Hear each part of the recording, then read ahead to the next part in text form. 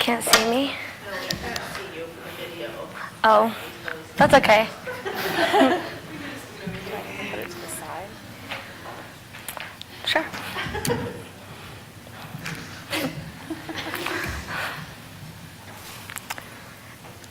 that any better? Yes. Yes. Is that okay? You can see me now? Okay.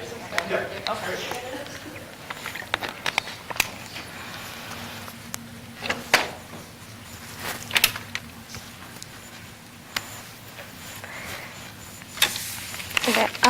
Hi, my name is Itzel Mariscal-Roque. The title of my thesis is The Educational Value of the Bible, the Role of the Bible in History and Literature. In recent years, there has been a growing debate over the role of the Bible in public school education, particularly when regarding its place in the public school curriculum. Several states in America have already taken steps to integrating the Bible into their public school systems. In 2021, the state of Tennessee passed a law requiring public schools to offer elective courses on the Bible, pointing to its impact on history and culture as key reasons for its inclusion. This law mandates that these classes provide students with a historical and literary understanding of the Bible, rather than promoting religious belief. Similarly, in Texas, lawmakers have pushed for the increased Bible literacy in classrooms, with some districts offering courses focused on Bible's literacy, historical, and cultural influence. Other states like Florida and Indiana have had similar goals, in which they have proposed to put forward elective courses that teach the Bible's role in America. These movements reflect a growing acknowledgement of the Bible's importance as a cultural and educational tool. This shows important benefits of studying the Bible and incorporating it in a well-rounded education. In 1647, the Puritans, who were early settlers of what would become known as America, established an educational system centered on reading and understanding the Bible. The Massachusetts Bay Colony Law of 1647 required that every town had to establish school to teach children how to read so they would be able to read the Bible. In the 1640s, literacy levels were at an all-time high due to the Bible's role in education. The Bible's texts were cited more than any other document during this time. This was because its influenced most of America's foundation from legal framework to literary works. The Bible was disallowed in 1963 in public school curriculum, despite it being cited more than any other document during this time. This was out of concern for the phrase separation of church and state. Since this decision, students have been less likely to encounter the Bible in their academic studies. One of the main reasons to consider the Bible in public school education is its prevalence in literature.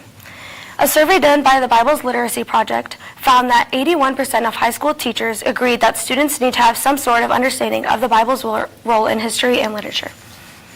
Another main point that supports this idea is the fact that various historical events and movements have been influenced by biblical values.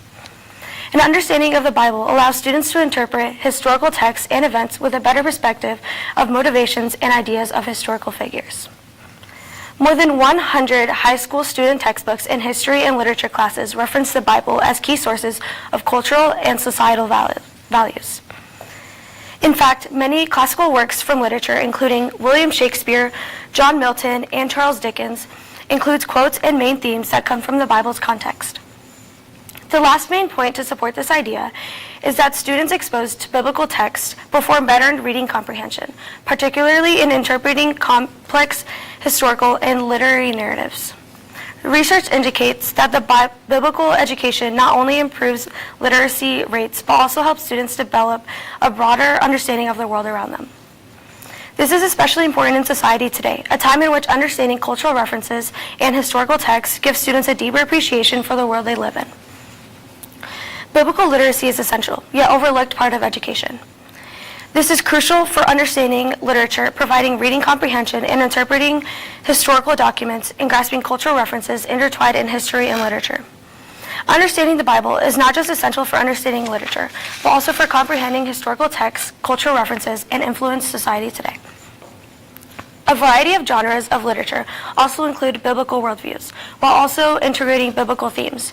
Shakespeare, for instance, references the Bible over 350 times throughout his plays. He uses biblical allusions to develop characters, themes, and conflicts in his stories. In order to grasp the full picture of the intent behind their writings, it is important to first understand where they get their ideas, the Bible. The Bible, after all, is not just a religious document, but is also key to understanding history fully. Many classical works draw from biblical themes, stories, and symbolisms. For example, the story of Adam and Eve is referenced in Paradise Lost by John Milton. This key of redemption and key themes in many works of literature and even films. Even today, biblical phrases like the Good Samaritan and prodigal son are widely recognized, yet the meanings of those phrases are lost because public schools are withholding that understanding of scriptures. Understanding biblical themes and references assists students in literature, history, and social studies classes. For instance, when studying the American Revolution or Civil Rights Movement, biblical literate students can better understand how key figures such as George Washington or Martin Luther King Jr. were influenced by Christian teachings in their rhetoric and actions. The Bible serves as an aid in subjects, helping students make connections between different ideas in their studies. The Bible influences more than just literature materials. It also has shaped key historical documents and societal structures. Many foundational texts in American history draw from biblical values and ideas. The Mayflower Compact, which was signed by the Pilgrims in 1620, is a prime example of how biblical principles influenced early American government. This signed document shows the relationship the Pilgrims had with one another, which mirrors the biblical idea of covenant between God and its people. The Bible's role in American history extends far beyond its influence on early political documents. It played a significant role in the part of abolitionist movement, the fights for women's rights, and the civil rights movement. Martin Luther King Jr. used biblical references extensively in his speeches to show moral cruciality of racial equality. His famous I Have a Dream speech draws heavily from the Bible with allusions to the book of Isaiah and the teachings of Jesus. Understanding the Bible's influence on these historical movements allows students to see connections between religious ideas and social change. The Bible's influence continues to be an important part of modern American culture, including biblical figures and activist movements. For example, President Abraham Lincoln frequently invoked the Bible during his speeches, especially during the Civil War. Martin Luther King uses biblical language in his pursuit of civil rights. The power of Scripture is seen through his moral discourse. Biblical literacy is not just a religious or theoretical skill. It is key to understanding literature, history, and modern-day culture. The Bible's influence is seen in everything from Shakespeare's play to the founding documents of the United States. Understanding biblical references and ideas allows students to expand their knowledge fully with these texts, speeches, and cultural events that shape their lives. Acquiring biblical literacy is an essential part of education. This provides students with tools to interpret literature and understanding historical texts. The Bible's place in school's curriculum sparks a passionate conversation between those who believe its inclusion violates the principle of separation of church and state and those who believe it does not. However, this perspective overlooks several key points that undermine the Bible's value as an educational resource. Many believe that the Constitution prohibits any religious expression in public education, but this argument is based on the prohibits of religious expressions in public school education. This argument is based on misinterpretation of Constitution by the Founding Fathers' mindsets. The phrase separation of church and state does not appear anywhere in the Constitution or Declaration of Independence. And the original intent behind this idea was not to establish one religion or prohibit religious content from public life. Instead, the phrase was written to prevent government from establishing an official state religion. The Establishment Clause found in the First Amendment states, quote, Congress shall make no law respecting the establishment of religion or prohibiting free exercise thereof, end quote. This guarantees religious freedom and prevents the government from favoring one religion over another. It does not mandate the exclusion of religious texts such as the Bible from public schools. In fact, early American history shows that the Bible is used in schools as textbooks for moral instruction and historical education. By the founders' standards, the Bible's inclusion in public school education does not violate the Constitution as long as it is taught from a historical or literary or cultural perspective rather than religious indoctrination. The Bible can be approached as an important text in offering students a deeper understanding of literature, history, and ethics classes. Understanding the Bible's impact of art and literature and societal values is essential for full education. Students should focus on providing an accurate portrayal of American history, including the Bible's significant role in shaping the nation's foundation and its moral and cultural values, rather than trying to sanitize or publicly censorize a version of history. Teaching the Bible as a part of American history ensures that students understand the roots of many social and legal principles in a way that is historically accurate and not censored limit to students' minds. The Bible has influenced the cultural and legal framework of many societies, including that of the United States. Teaching it in schools can help students understand the historical and cultural context of modern laws and societal values without promoting any religious belief. The foundational texts like Quran and history or literature classes are acceptable to study. The Bible should be approached in the same way, providing students with a complete and balanced understanding of the world that they live in. Given the Bible's profound influence on American history, it raises an important question. Why is it that the Bible is excluded from public school curriculum while other religious texts like the Quran are required? This is illogical because the idea that is used against the acknowledgement of the Bible in public schools is not giving Christianity more of a title than other religions. This argument does not work in the sense because the inclusion of the Quran in public schools curriculum, while the Bible is excluded, creates a situation where one's religious text is legitimized over the other.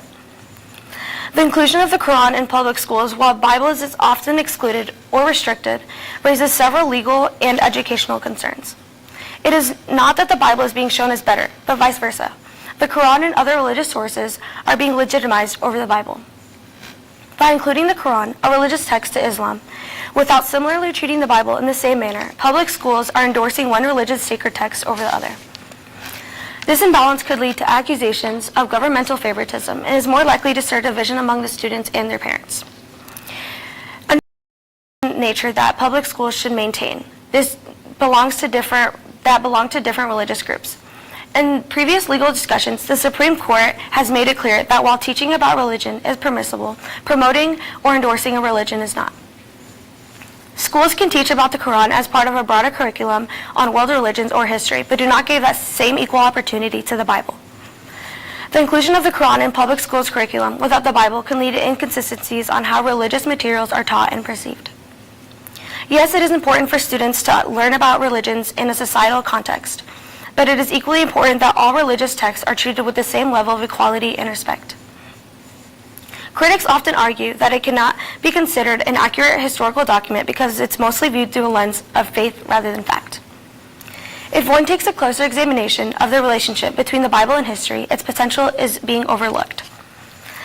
When taught from a factual standpoint and used solely for educational purposes, the Bible not only completes historical understanding, but also increases intellectual growth. One of the most compelling arguments supporting that the idea of the Bible is a reliable historical document is growing evidence supporting the accuracy of many past events and ideas. Archaeological discoveries, ancient texts, and historical research have confirmed several events, people, and locations mentioned in the Bible. These proofs enhance the credibility of the Bible, and the Bible is seen as more than just a religious book of faith.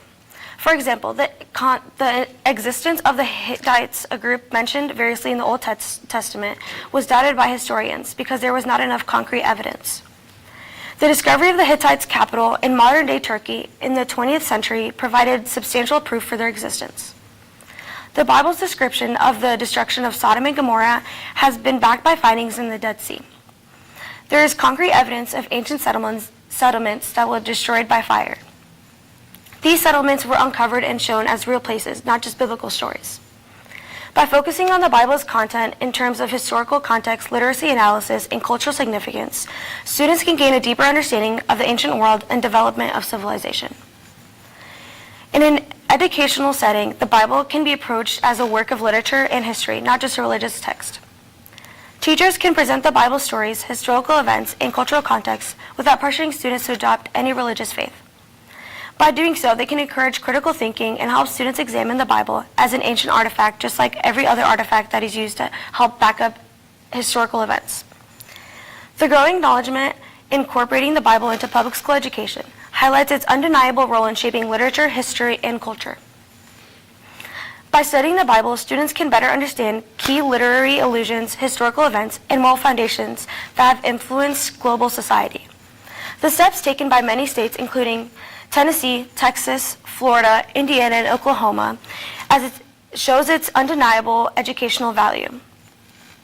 As the debate continues, it becomes very clear that when taught from an academic standpoint, the Bible can be a powerful tool for deepening students' understanding of the world that they live in.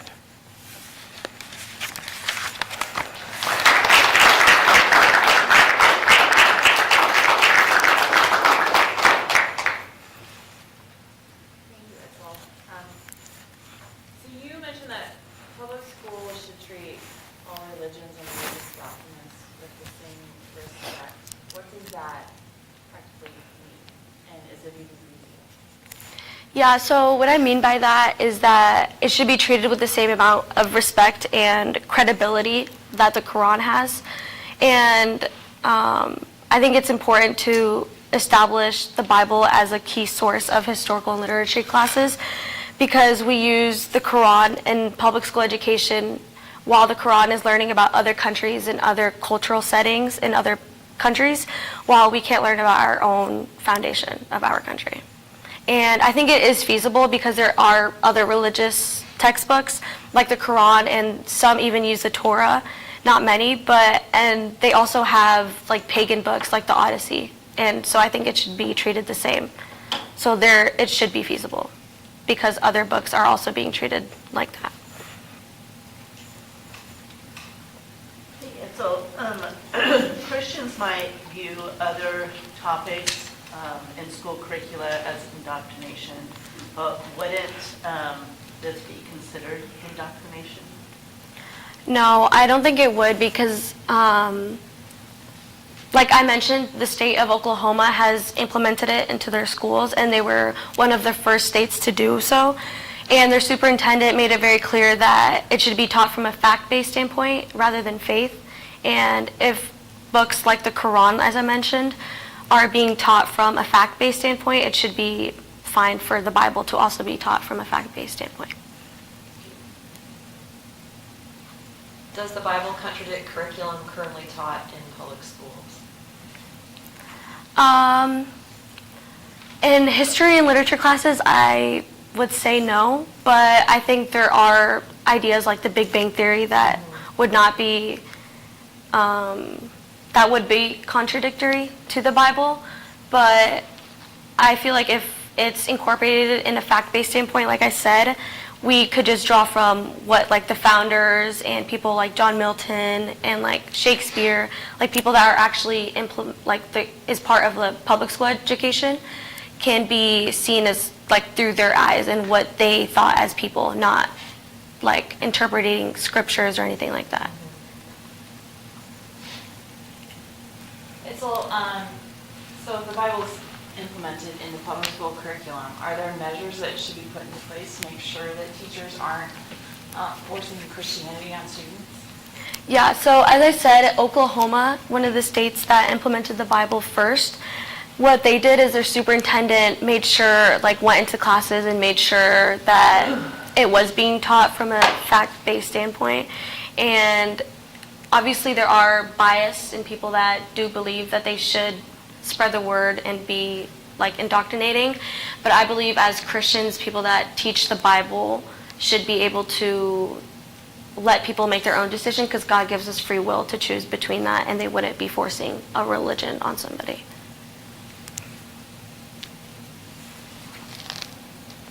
Questions for Itzel?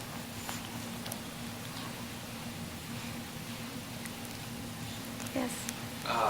So the places you said, Oklahoma, Texas, right? Yeah. Indiana, so Tennessee. in all those places, when they decided to implement the Bible, is that just a superintendent decision? I'm like thinking like the Quad Cities, how could we make this happen in public school? Do they have to go through the board? How did they get it actually accepted? Yeah, so what they do is the superintendent of education, a lot of like parents went to their superintendent and talked about it, and the superintendent actually isn't even Christian.